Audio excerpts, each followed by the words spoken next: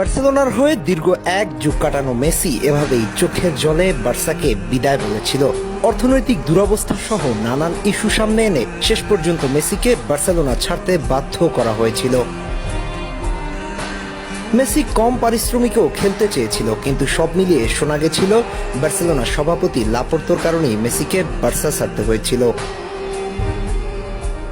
এবার মেসি বার্সেলোনায় আসছে, কি চমকে গেলেন? হ্যাঁ, মেসি বার্সেলোনায় আসছে, তবে খেলোয়াড় হিসেবে নয়, আসতে পারেন সভাপতি হয়ে। কাতালান গণমাধ্যমের খবর অনুযায়ী আসন্ন বার্সেলোনা সভাপতি নির্বাচনে লাপোর্তাকে সভাপতি হিসেবে কেউই চাইছেন না। এমন পরিস্থিতিতে বার্সা ম্যানেজমেন্ট থেকে শুরু করে অন্যান্য প্রার্থীরা মেসিকে প্রার্থী হওয়ার জন্য অনুরোধ জানিয়েছে। শেষ পর্যন্ত মেসি কি সম্মতি জানাবে বার্সেলোনার সভাপতি হওয়ার জন্য?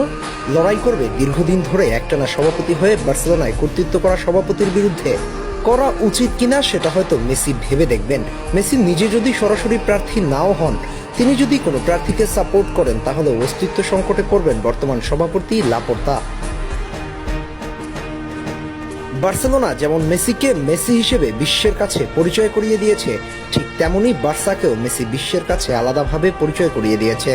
বার্সেলোনা মানেই ছিল মেসি। এই ক্লাবকে মেসি এতটাই ভালোবাসতেন যে ওই সময় বিভিন্ন ক্লাব থেকে বড় বড় অফার থাকা সত্ত্বেও মেসি সমস্ত ক্লাবগুলোকে না করে দিয়েছে।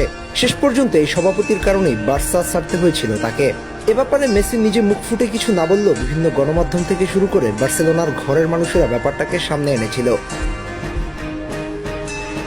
2021 সালে দায়িত্ব নেওয়ার পর মেসিকে রেখে দেওয়ার প্রতিশ্রুতি দিলেও শেষ পর্যন্ত মেসিকে ক্লাব ছাড়তে বাধ্য করা হয়।